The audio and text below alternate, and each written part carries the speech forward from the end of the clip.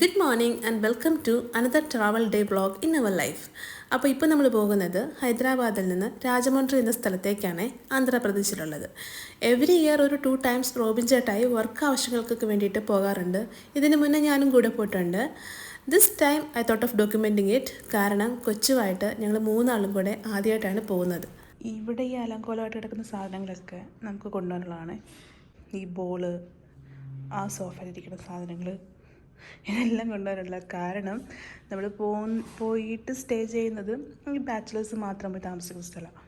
അപ്പം അവിടേക്ക് നമുക്ക് ആവശ്യമുള്ള എല്ലാ സാധനങ്ങളും വേണം. എസ്പെഷ്യലി കൊച്ചും കൊണ്ടുള്ളതുകൊണ്ട് നമുക്ക് എന്നും പുറത്തൊന്നും കഴിക്കാൻ പറ്റില്ല.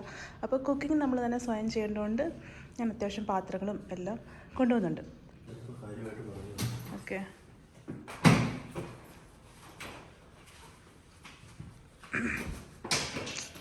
ഇതെടുക്കണ്ടേ? നല്ല ഉറക്കക്ഷീണമുണ്ട്. ഇന്നലെ രാത്രി എപ്പോഴാണ് എൻ്റെ പണിയെല്ലാം കഴിഞ്ഞ് ഞാൻ ഉറങ്ങുന്നത് 11:30 12 മണി. ഇത് രാവിലെ 3:30 എണീക്കുകയും ചെയ്തു.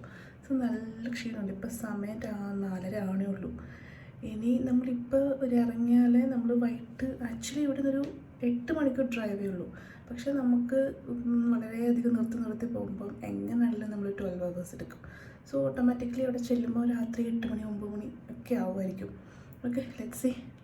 പുറത്ത് നല്ല തണുപ്പുണ്ട് കേട്ടോ, നല്ല തണുപ്പുണ്ട്.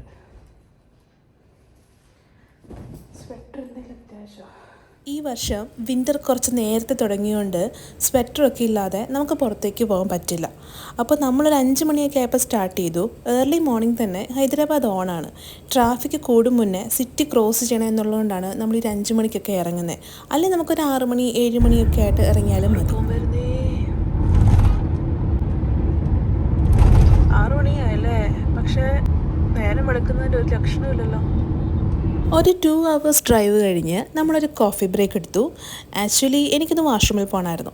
ഇവിടെ ടോൾ പ്ലാസകളിലൊക്കെ നല്ല clean and NEET toilet facilities ഉണ്ട്. ആൻഡ് ഇത് എല്ലാ സ്റ്റേറ്റിലും ടോൾ പ്ലാസയിലും ഇങ്ങനെ കാണാറുമില്ല. എനിക്കാണെങ്കിൽ നല്ല ഉറക്കവും വരുന്നുണ്ട്. അവിടെ തന്നെ കോഫി ഷോപ്പും ഉണ്ടായിരുന്നതുകൊണ്ട് ഒരു ചൂട് കാപ്പിയൊക്കെ കുടിച്ച് ഒന്ന് റീഫ്രഷായി.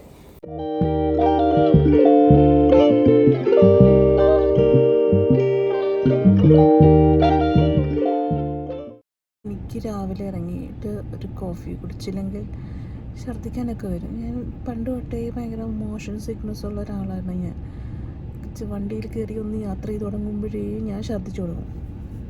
സോ ഇപ്പോൾ അത് കുറവുണ്ട്. കാറിൻ്റെ ഫ്രണ്ട് സീറ്റിലൊക്കെ ഇരുന്ന് പോകുമ്പോൾ വലിയ കുഴപ്പമില്ല. പക്ഷേ ബാക്കിലിരുന്നാൽ ഛർദ്ദിക്കും. അത് രാവിലെയൊക്കെ ഇറങ്ങിക്കഴിയുമ്പോൾ ഭയങ്കര ബുദ്ധിമുട്ടായിരിക്കും. അത് എന്താ പറയുക, എനിക്ക് കാറിൽ കയറുമ്പോൾ തൊട്ടേ ആ ഒരു ഫീൽ വരും. വോമിറ്റ് ചെയ്യണം എന്നൊരു ഫീൽ വരും. അപ്പോൾ ഇപ്പോൾ വലിയ കുഴപ്പമില്ല. ചൂടുവെള്ളമൊക്കെ കുടിച്ചിട്ട് ഞാനിങ്ങനെ ഇരിക്കും. പിന്നെ നേരെ വെളുത്ത് എവിടെയെങ്കിലും നിർത്തി ഒരു കോഫി കുടിച്ചിട്ട് പിന്നെ മുന്നോട്ട് പോകും. അല്ലാണ്ട് ഒരു രക്ഷയില്ല. ടോൾ പ്ലാസയിൽ എന്ത് ലോറികളാണ് നിർത്തിയിട്ടേക്കണേ. അങ്ങന്ന് കുറേ ദൂരം ഞങ്ങൾ ആക്ച്വലി ഇത് കഴിഞ്ഞു. അപ്പോൾ പക്ഷേ അങ്ങനേ ഉണ്ട്, ലോറികളുടെ ഒരു നീണ്ട നിര തന്നെയുണ്ട് ഇവിടെ. പിന്നെ ഉണ്ടല്ലോ നല്ല വാഷ്റൂമായിരുന്നു.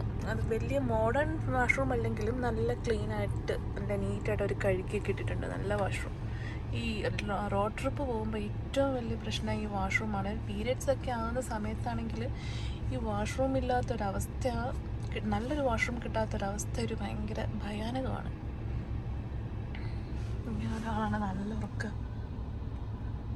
കാപ്പിയിലായിരുന്നോ? ഗ്ലാസ്സുകളാണോ? നല്ല കാപ്പിയിലായിരുന്നോ? അല്ലായിരുന്നോ? സിറ്റി കഴിഞ്ഞപ്പോൾ മുതൽ വലിയ തിരക്കൊന്നും റോട്ടിലില്ല. അതുകൊണ്ട് നമ്മൾ ഉദ്ദേശിച്ചതിൽ നേരത്തെ എത്തും. ഈ രാജമണ്ഡ്രിയുടെ ഇപ്പോഴത്തെ പേര് രാജമഹീന്ദ്രവനം എന്നാണ്. ഇനി ഞങ്ങളുടെ ചില കാഷ്വൽ ടോക്സ് നിങ്ങൾക്ക് കേൾക്കാം. അതെ ചേട്ടാ, എന്ത് തപസ് ചെയ്തിട്ടാണ് ആ ഒരു സ്ട്രെസ് മാനേജ്മെന്റ് ഒക്കെ പഠിച്ചെടുത്തേ? പിന്നെ ഞാൻ കാണാറില്ല ചേട്ടാ തപസ് ചെയ്തത്. പിന്നെ ഏത് കാലത്ത് എവിടെ പോയി തപസ് ചെയ്ത്? മണക്കടവില്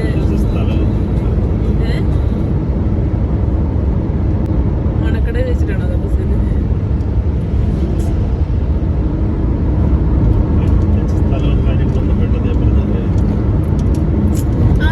അത് ഞാനൊരു കാര്യം പറയട്ടെ, അത് റോബിൻ ചേട്ടയ്ക്ക് സത്യത്തിൽ ഭയങ്കര ബ്ലെസ്സിങ് ആയിട്ടുള്ളൊരു കാര്യം തന്നെയാണ്. ചേട്ടയ്ക്ക് അങ്ങനെ പെട്ടെന്ന് സ്ട്രെസ് ആകത്തില്ല, അങ്ങനെ ടെൻഷൻ പെട്ടെന്ന് കയറത്തില്ല. എനിക്കത് കയറിയാലും വിത്തിൻ സെക്കൻഡ്സ് അത് നോർമലാവും. പക്ഷെ എനിക്കങ്ങനെയല്ല. അതുകൊണ്ട് ഇങ്ങനെ മാറി മാറിയിരിക്കും. അതുകൊണ്ട് എന്റർടൈൻമെന്റ് അല്ലേ എന്റർടൈൻമെന്റ്. എപ്പോഴും പല പല പല മൂഡ്.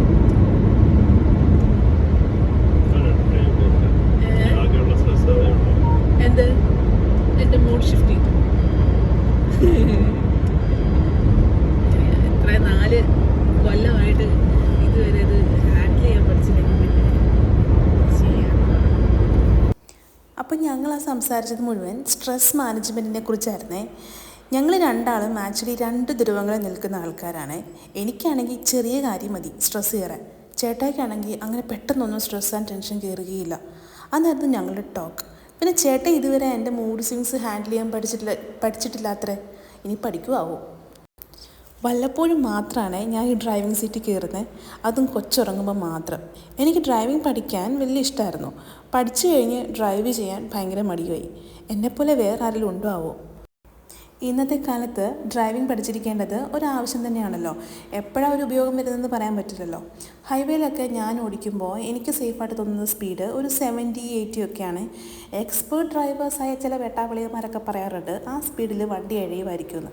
അതൊന്നും കേൾക്കാൻ പോകില്ല. സേഫ്റ്റി മുഖ്യ നിജിലെന്ന് ഞാൻ എന്നോട് തന്നെ പറയാറുണ്ട്.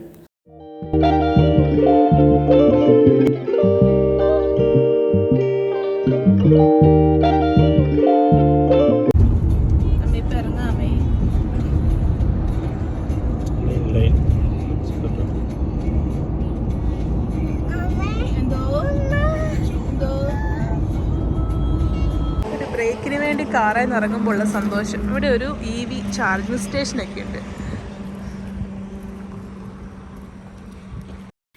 ഈ ട്രാവലിംഗ് വിത്ത് എ ബേബി എന്ന് പറയുന്നുണ്ടല്ലോ, അത്ര ഈസി ആയിട്ടുള്ള കാര്യങ്ങളൊന്നുമല്ല. നമ്മളെപ്പോഴും അലേർട്ടായിരിക്കണം. നമ്മളെ ശ്രദ്ധിക്കുന്നതിൽ കൂടുതൽ നമ്മൾ അവരെ ശ്രദ്ധിക്കേണ്ട ആവശ്യം അല്ലെങ്കിലും ഉണ്ട്. പക്ഷേ ഈ ട്രാവലിംഗ് ചെയ്യുമ്പോൾ പ്രത്യേകിച്ചുണ്ട്. കാരണം ഒരു ടോഡ്ലർ ഏജൊക്കെ ആയിക്കഴിഞ്ഞാൽ ചിലപ്പോൾ നമ്മുടെ കൈയൊക്കെ വിട്ടിട്ട് ചിലപ്പോൾ റോട്ടിലേക്കൊക്കെ ഇറങ്ങി ഒരു ഓട്ടോ ഓടിക്കഴിഞ്ഞാൽ അമ്മയെ ചിന്തിക്കാൻ കൂടി പറ്റത്തില്ല.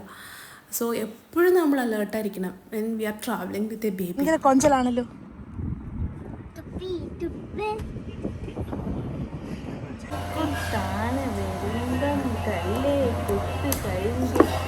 ഇതിന്റെ അപ്പുറത്തുണ്ടല്ലോ നല്ലൊരു ഹോട്ടലുണ്ട്. വലിയ പൂരിയാണല്ലോ. ഹൈദരാബാദിൽ ഇത്രയും വലിയ പൂരി അല്ലല്ലോ വരുന്നേ. 2 ഉള്ളല്ലേ. വാടകയും കൊള്ളാം. അതെൻ്റെ ഒരു 9:30 ഒക്കെ ആയപ്പോഴാണ് നമ്മൾ ബ്രേക്ക്ഫാസ്റ്റ് കഴിക്കാൻ നിർത്തിയത്. രാവിലെ 5 മണിക്ക് ഇറങ്ങിയിട്ട് ഇതും കൂടെ കൂട്ടി 4 തവണയാണ് നമ്മൾ ബ്രേക്ക് എടുത്തത്. ഓരോ തവണയും ഒരു 10 മിനിറ്റ് മാക്സിമം ബ്രേക്ക് എടുക്കും.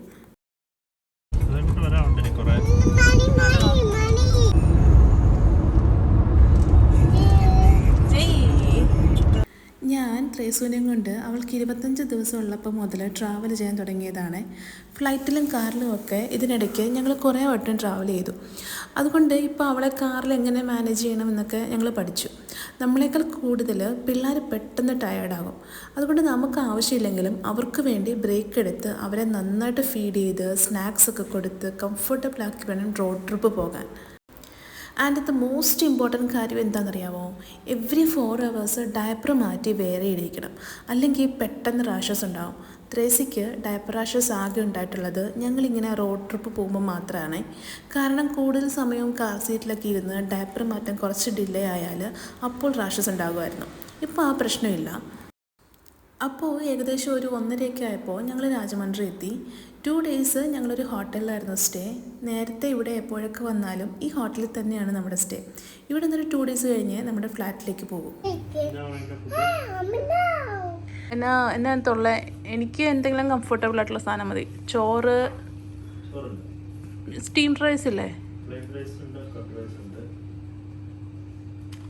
പ്ലെയിൻ റൈസ്, പിന്നെ എന്തെങ്കിലും എന്ന് പറയുമ്പോൾ ദാൽ തടുക്ക ആയിരിക്കും ഇവിടെ ഉള്ളത്. ദാൽ തടുക്ക ഒഴിച്ച് വേറെ എണ്ണയിലും. നിങ്ങൾ എന്നാ പറയണേ? ചേട്ടൻ എന്നാ പറയുന്നേ? ബിരിയാണിയോ? കൊച്ചു ബിരിയാണി കഴിക്കും.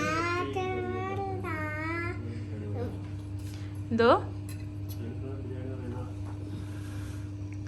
ഓക്കെ എന്നാടത്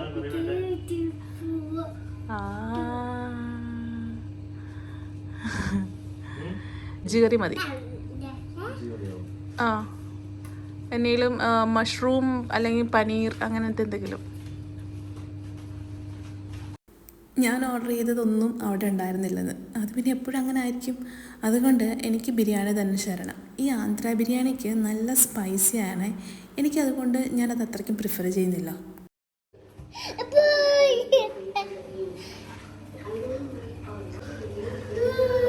നീ പോവാണോ ഓഫീസിൽ?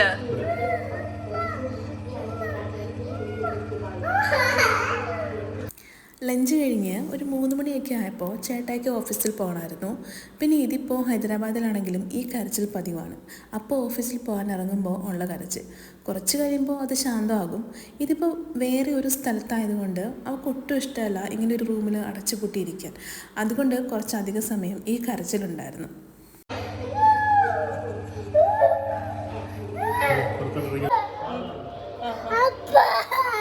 ഓഫീസിൽ പോവാടക്കണ ഓഫീസിൽ പോവല്ലേ?